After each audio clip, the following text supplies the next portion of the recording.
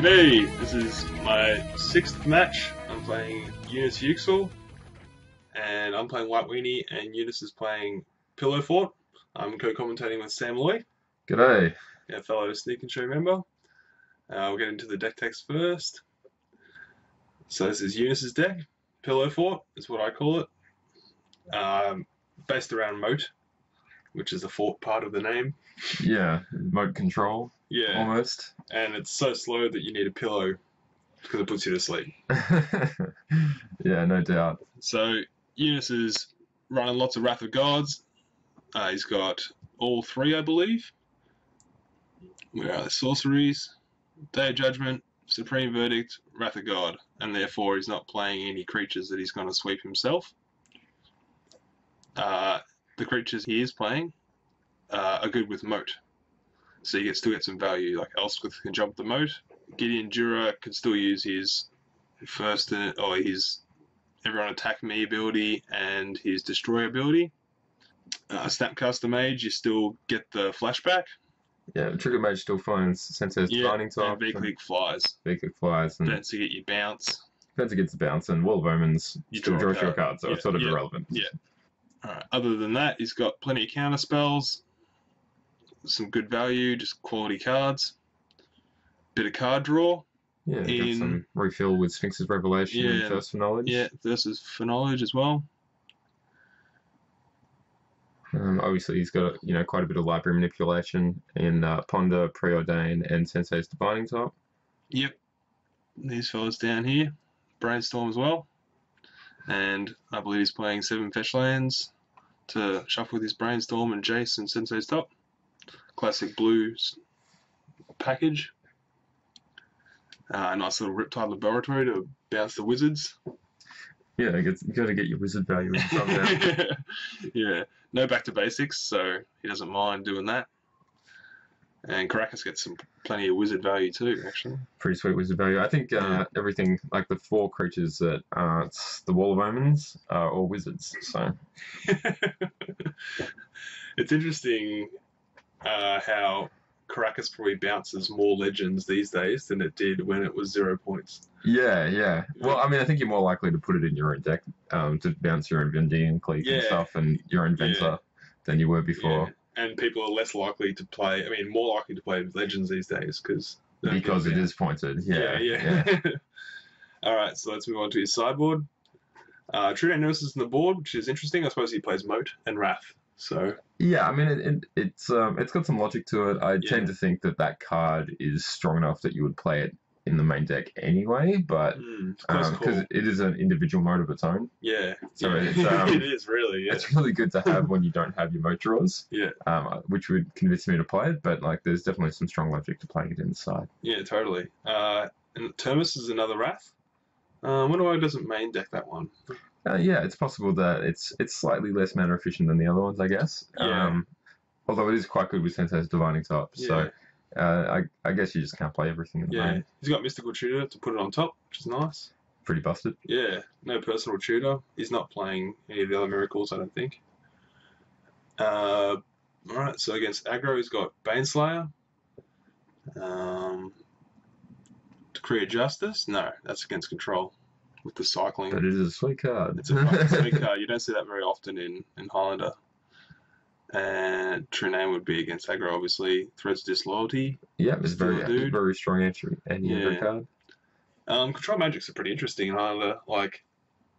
You can't really steal a Wild Nactal because it becomes a 1/1. Yeah. You don't get full value. You'd rather just play a 1 mana removal spell. Yeah, I mean, I still think they're fairly swingy effects. Even if it is effectively kill a guy because you block it against one of the guys, which gets bigger. Yeah. And sometimes you get a Tamagotchi for a Scavenging Ooze or something like that, and it's the best thing you ever played. Yeah. Or the major blowouts if they tap out with Quasali Primate in play. That's sweet 3 for 1 or whatever. Yeah. And then some anti-red, Hydro Blast, Blue Elemental Blast. Not sure what red spells you'd be scared of. I mean, I guess, there's a bit of brain. They might be coming in against some of the aggro decks anyway.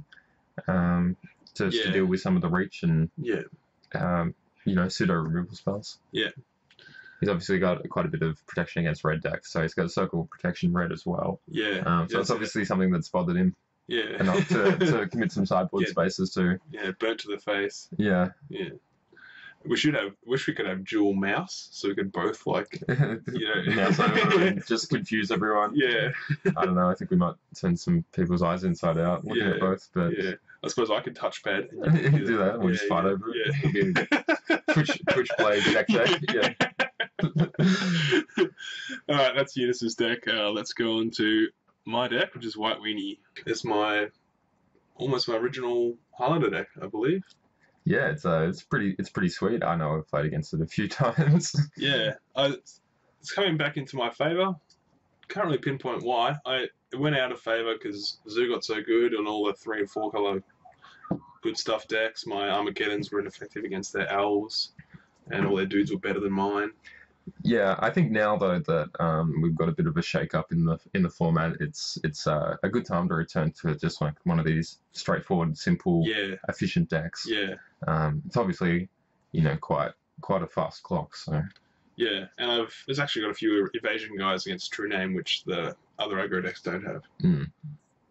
All right, so the core of the strategy, if you haven't seen this deck before, is basically get ahead on the board with lots of little dudes. 1 drops, 2 drops, 3 drops. And then you play Armageddon to lock the game out. So effectively, it's a turn 4 kill if you're ahead on the board. Yeah. Yeah. Yeah, it definitely is. Very similar to the deck I've been playing in a lot of ways, except I'm casting Time Walk instead of Armageddon. Yeah, you were playing like Zoo, but blue instead of red. I'm playing Blue Zoo, but its curve is quite similar to this. I'm playing almost completely white 1-drops. Yeah. So I imagine we have quite a lot of overlap in cards played between these two decks. Yeah, definitely. So my points are 3 points in Mox. You don't see Moxes these days very often, just because the lands and the equipment's better. Yeah, I think they've fallen out of favour a little bit. Yeah, but in White Weenie, because I've got the Geddons, the Mox works really well.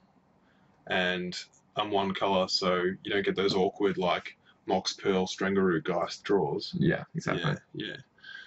All my other 4 points are in equipment, because Clamp is that good. Skull Clamp, 1 point. Jide, 1 point. A lot of my guys wear Jide very well. They don't die in combat when you swing in. Like, you don't get the 1/1 elves that just... Sure, you have to send in just to get 2 counters or whatever. A lot of my guys have First Strike or Shadow or Flying. And the 2 tutors for the equipment are my last 2 points. Stoneforge Mystic and Steel Shaper's Gift. Yep. Wherever they are. I think the new card that you put in here, which is Nycthos Shrine to Nyx, is really interesting. Yeah, I'm trying it out. I haven't played it enough to determine whether it's good. I've played 1 tournament with this card and... Broke parity? Yeah, exactly. Yeah. Which was sweet. Yeah, I think it's not too greedy actually, because you look at the other lands in your deck, and the only other 2 non-basics produce white mana already. Brewman it's a new fella. Not sure about him though. Pretty scared of him getting control magic or shackles. Yeah. Mufasa himself. Yeah. Or Simba, depending on who you talk to. Or Mario. Mario. Okay. Yeah. They do have a likeness. Yeah. I should get him in here and get him to record some deck tech from Brewman. Yeah. He can just meow. I don't know. Or I'll sample his sampling for every time you cast Brewmouths or something like that. Yeah, I'll do it. Yeah. And the new card is Spirit Labyrinth as well. I had this in the board because I thought it turned off my clamp, but I didn't realise... It does not. Yeah, because I can just clamp the spirit itself. You can just clamp the spirit. Yeah. It has clamp immunity, as they say. So it turns off your opponent's clamp, but as soon as you want your clamp to be online, you can just throw him away. Yeah, so that should be main deck, and I've since rectified that, but irrelevant. For this match, it's in the board.